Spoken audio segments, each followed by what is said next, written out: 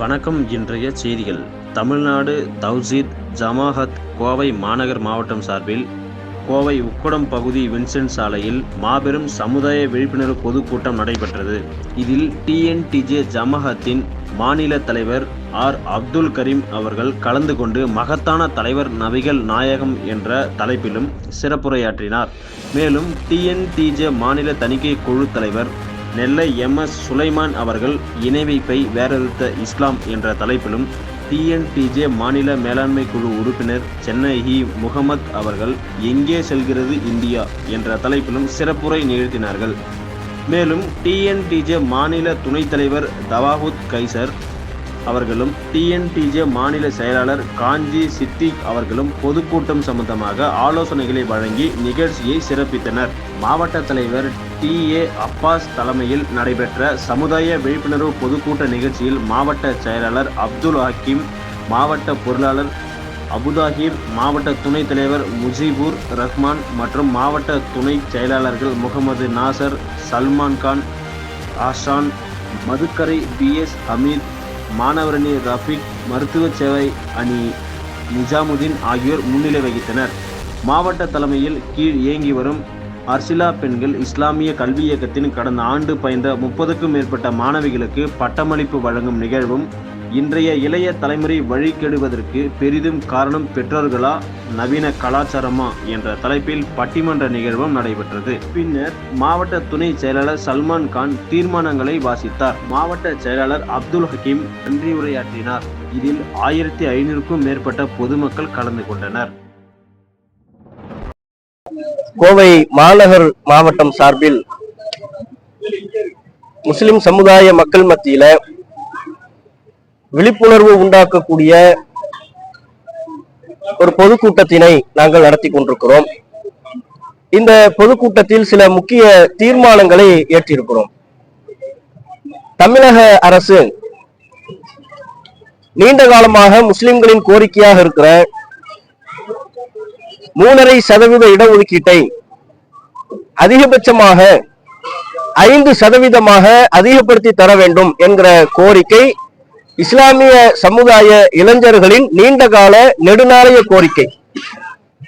இந்த தற்போது ஆட்சியில் இருக்கிற திமுக அரசு கடந்த தேர்தலின் போது பல்வேறு சந்தர்ப்பங்கள்ல நாங்க ஆட்சிக்கு வந்தா முஸ்லிம்களுக்கு உள்ள 3.5% இடஒதுக்கீட்டை அதிகப்படுத்தி தருவோம் அப்படின்னு சொன்னாங்க. ஆட்சி கட்டிலில் வந்து அமர்ந்ததற்கு பிறகு மறு தேர்தல் நடக்க போகுது. இன்றைக்கும் அவர்கள் வாக்குறுதி அளித்த இடஒதுக்கீட்டை அதிகப்படுத்தி தரல. இந்த நிலையில ஒட்டுமொத்த தமிழகத்தில் உள்ள இஸ்லாமிய இளைஞர்களின் கோரிக்கை 3.5% இடஒதுக்கீட்டை அதிகப்படுத்தி தர வேண்டும் என்கிற ஒரு கோரிக்கையை தமிழக அரசு விரைந்து செயல்படுத்தி தர வேண்டும் என்கிற தீர்மானத்தை இந்த பொதுக்கூட்டத்தின் வாயிலாக நிறைவேற்றியிருக்கிறோம். அதுபோல அண்மையில சென்னையிலிருந்து திருத்தணி செல்லக்கூடிய லோக்கல் ட்ரெயின்ல ஒரு வடமாநிலத்தை சார்ந்த இளைஞர் 4 இளைஞர்களின் மூலம் கடுமையான முறையில தாக்குதலுக்கு உள்ளானார். இந்த தாக்குதல் சம்பவத்தை பற்றி காவல்துறை அதிகாரிகள் சொன்னாங்க, இவர் வடமாநில இளைஞர் என்பதற்காக வேண்டி குறிவைத்து தாக்கப்படவில்லை அப்படின்னு சொல்றாரு. அதை நம்ம ஏற்கிறோம், அங்கீகரிக்கிறோம். ஏன்னா அந்த தாக்குதல் வீடியோ அவர்களே செல்போன் வாயிலாக புகைப்படம் எடுத்து சமூக வலைதளத்துல பதிவிட்டார்கள்.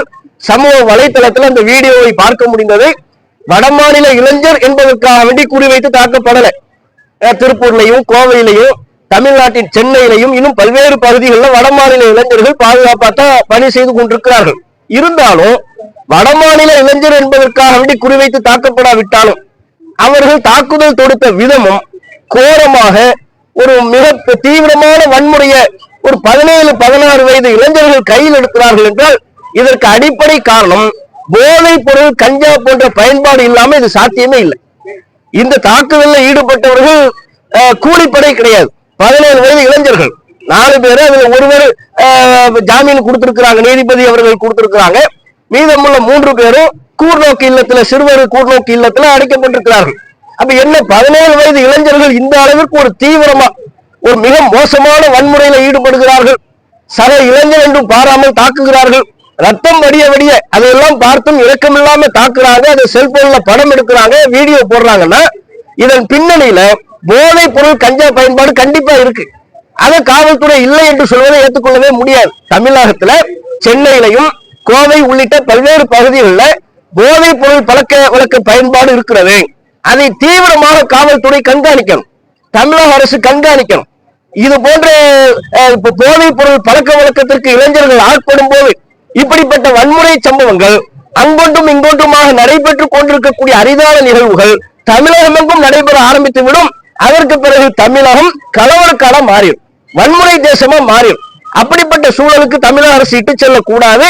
போதைப் பொருளை முற்றிலுமாக தடை செய்ய வேண்டும், முற்றிலுமாக அதனை கண்காணிக்க வேண்டும் என்பதை இந்த நேரத்தில் கேட்டுக்கிறோம்.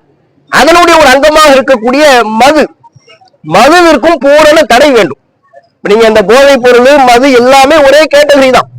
கோவையில கூட சில தினங்களுக்கு முன்பு ஏற்படும் விமான நிலையத்திற்கு அருகாமையில ஒரு இளம் பெண் 3-4 வாலிபர்களால் பாலியல் வல்லுறவுக்கு ஆளாக்கப்பட்ட சம்பவத்தை நாம பார்த்தோம். ரொம்ப ஒரு பெரிய கவலைக்குரிய ஒரு நிகழ்வு. பல்வேறு காரணங்கள் இருந்தாலும் அந்த பெண் பாலியல் வல்லுறவுக்கு ஆளாக்கிய சம்பவம் என்பது வன்மையான கண்டனத்திற்குரியது. இப்படியான சம்பவங்கள் தமிழ்நாட்டில் அங்கங்க நடக்கிறதுக்கு என்ன காரணம்? மதுதான் காரணம். மதுவை நீங்க அரசாங்கத்தின் சார்பாக ஆங்காங்கே திறந்து வைத்திருக்கிறீர்கள். எந்த அரசு வந்தாலும், திமுக வந்தாலும் அதிமுக வந்தாலும், யார் ஆட்சி கட்டில் அமர்ந்தாலும் தேர்தல் பிரச்சார நேரத்தில் நாங்கள் தடை செய்வோம், படிப்படியாக தடை செய்வோம் என்கிறார்கள். ஆட்சி கட்டிலில் வந்து அமர்ந்ததற்கு பிறகு அதை பற்றி பேசவே மாட்டேன் என்கிறார்கள்.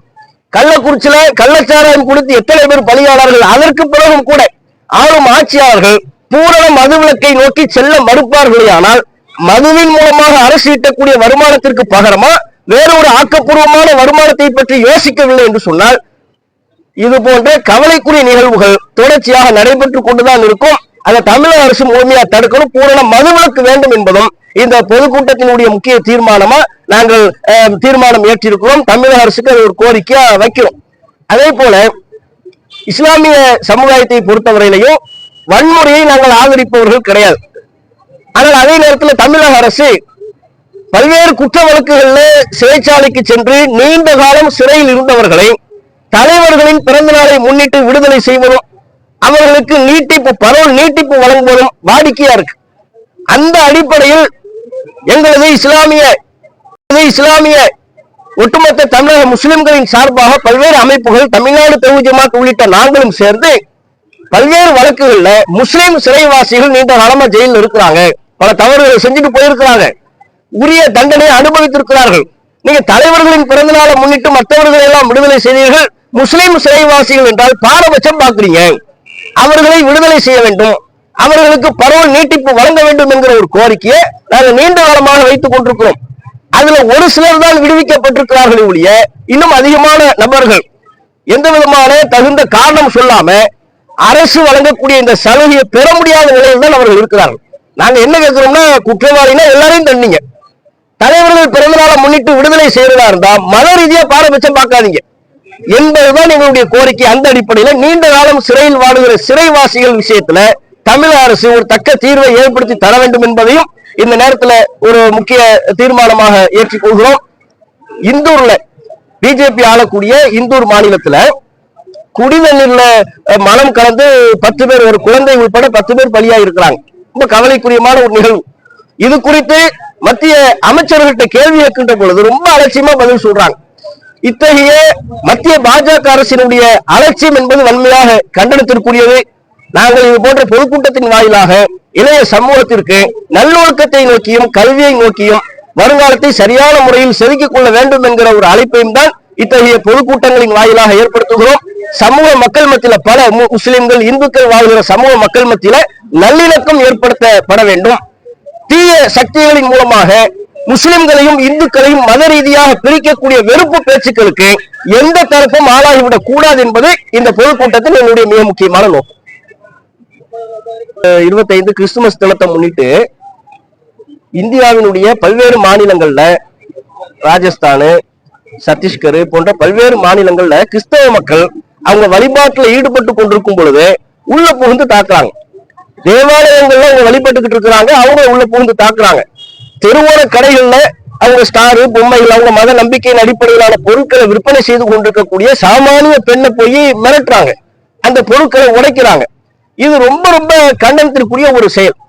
இது போன்ற செயல் என்ன காட்டுதுன்னு சொன்னா, இந்த இந்தியாவில் முஸ்லிம்கள், இந்துக்கள், முஸ்லிம்கள், கிறிஸ்தவர்கள் போன்ற சிறுபான்மையின மக்கள் தங்களுடைய மத சுதந்திரத்தின் அடிப்படையில் செயல்படுவதற்கு மிகப்பெரிய அச்சுறுத்தல் ஏற்பட்டிருக்கிறது அப்படிங்கிறத நம்ம பார்க்கிறோம்.